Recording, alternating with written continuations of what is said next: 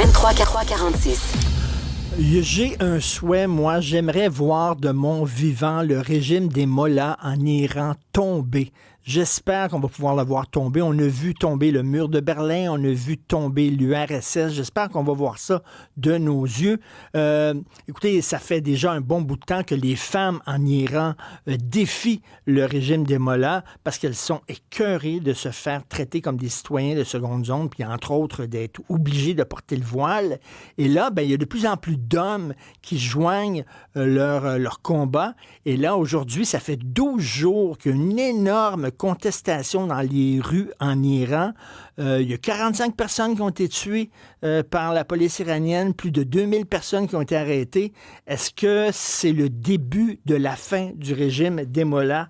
Je l'espère vraiment. On va en parler avec M. Sami Aoun, professeur émérite de l'Université de Sherbrooke, directeur de l'Observatoire du Moyen-Orient et de l'Afrique du Nord à la chaire Raoul Dandurand. Bonjour, Sami Aoun.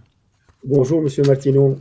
Est-ce que je suis trop optimiste? Est-ce qu'on va pouvoir voir bientôt ce régime-là tomber, selon vous? Peut-être nous sommes à la veille d'un basculement, certainement. Et le régime, certainement, est en train de penser quand même assez profondément, avec des craintes quand même légitimes, que peut-être sa fin ou sinon un remaniement dans la structure de ce régime. En ce sens, on est sorti du marasme économique et les contestations contre le marasme économique et la cherté de la vie, donc qui était un déclencheur important, pour aller plus vers les slogans politiques. Et en ce sens, on voit par exemple des slogans comme la mort au dictateur, la mort à Khamenei, vive le Shah, vive le prince, même si c'est un slogan qui n'est pas très partagé. On voit d'autres slogans comme par exemple nos enfants sont en prison et vos enfants sont au Canada. Alors en tout cas, on se comprend bien et la population, au moins les manifestants, comprennent bien qu'il y a une pression économique qu'ils devraient certainement contester et fortement, mais ici, ils flairent un affaiblissement au niveau géopolitique. Le dernier affaiblissement est venu de Venezuela, qui est la profondeur stratégique bien connue de l'Iran, avec, si vous voulez, un certain nœud, un certain circuit entre la gauche radicale, selon la formulation de Hugo Chavez et Maduro, avec l'islamisme politique chiite khomeiniste. Alors, sur ce point, on essaye de voir pour l'instant, est-ce qu'il y a une coupure définitive? Il faut y croire.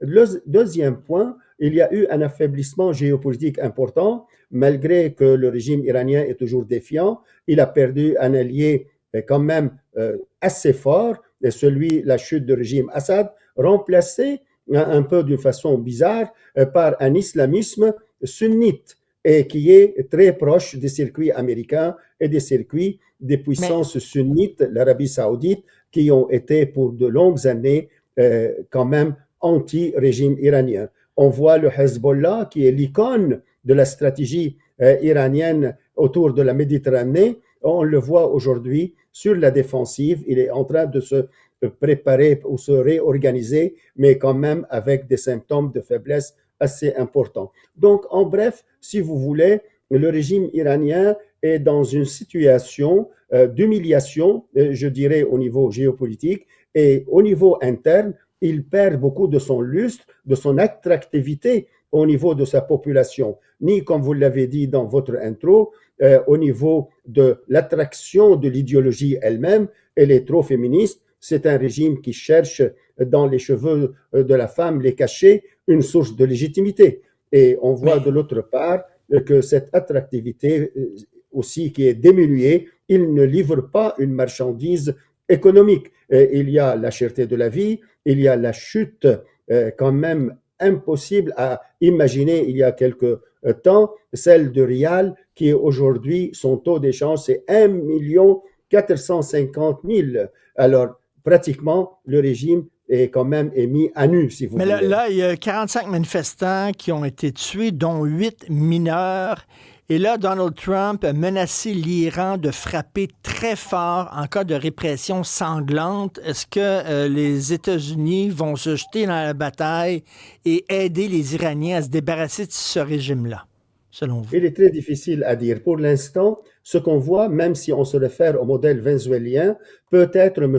Trump, qui se démarque beaucoup de ce qu'on appelle l'idéologie des néoconservateurs américains, qui cherchait ce qu'on appelle le nation building, le changement des régimes. Il est plutôt, si vous voulez, dans le mood d'aller peut-être faire des restructurations de régime. On le voit au Venezuela, peut-être c'est le scénario le plus probable. Pourquoi? Parce qu'on n'est pas sûr et certain, malgré que ce retour du prince Riza Pahlavi dans le décor, mais on n'est pas sûr qu'il est vraiment applaudi par l'ensemble des forces d'opposition. On voit une autre force d'opposition qui est Mujahideen Khalq, aussi, elle n'est pas nécessairement la plus populaire. Donc, pratiquement, si on va être conséquent avec l'idéologie de M. Trump, c'est il faut chercher une personnalité de l'intérieur du régime. N'oublions pas, M. Khamenei a 86 ans, M. Khamenei 86 ans, et M. Khamenei est au pouvoir le plus long des dirigeants dans le monde depuis trentaine d'années. Donc, il y a une certaine maturité pour ce régime que M. Trump devrait certainement exploiter. Est-ce qu'il va chercher une personnalité comme Rouhani, qui est bien connu, ou Mohammad Khatami, ou d'autres qui sont des réformateurs à l'intérieur du régime, et de la sorte, il évite un chaos en Iran, ce que les Américains ne veulent pas, parce qu'ils croient qu'ils vont profiter plutôt à la Chine ou à d'autres. J'espère que cette contestation-là ne sera pas réprimée comme ça a été le cas il y a quelques années de ça et qu'on va finalement voir ce régime-là épouvantable tomber. Merci beaucoup, M. Sami Aoun, professeur à l'Université de Sherbrooke. Merci, bonne journée. Merci à vous.